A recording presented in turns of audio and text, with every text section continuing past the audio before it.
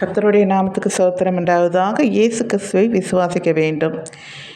இங்கே தேவன் சொல்லுகிறார், யோவான் 3ஆம் அதிகாரத்திலே 16 சொல்லப்பட்டு இருக்கிறது.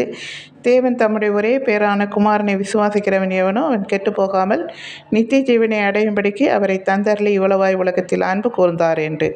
இங்கே இயேசு கிறிஸ்து சொல்லுகிறார், யோவான் 14:6, நானே வழியும் சத்திய ஜீவனுமாய் இருக்கிறேன், என்னை அல்லாமல் பிதாவினிடத்தில் ஒருவனும் வரான் என்று போகான் என்று. நம்முடைய பாவங்களை அவருடைய இரத்தத்தினால் கழுவப்படாமல் யாரும் பிதாவினிடத்தில் போக முடியாது என்பதை அதை சொல்லுகிறது.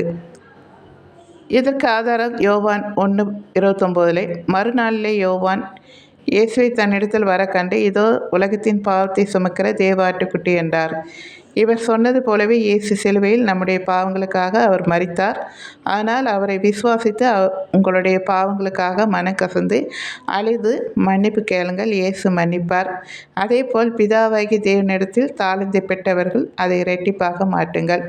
இல்லை என்றால் அழுகையும் பற்கடிப்பும் உண்டாயிருக்கிற எரி நரகத்தில் தள்ளப்படுவீர்கள். இயேசு கிறிஸ்துவை அறிகிறதை நித்திய ஜீவன்.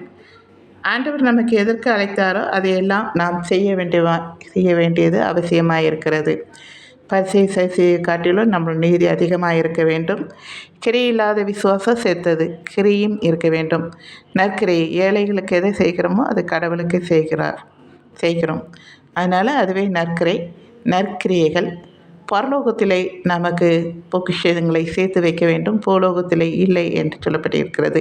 நாம் ஏழைகளுக்கு செய்கிறது எல்லாமே பரலோகத்திலே நமக்காக அங்கே பொக்கிஷத்தை சேர்த்து வைக்கிறோம். நாம் இங்கே மரித்து அவரிடத்துல போகும்போது அதை நமக்கு எல்லாவற்றையும் தருவார். நாம் என்னென்ன நன்மை செய்தோமோ அதற்கான அங்கே பலன்கள் மிகுதியாக இருக்கும். சரிங்களா?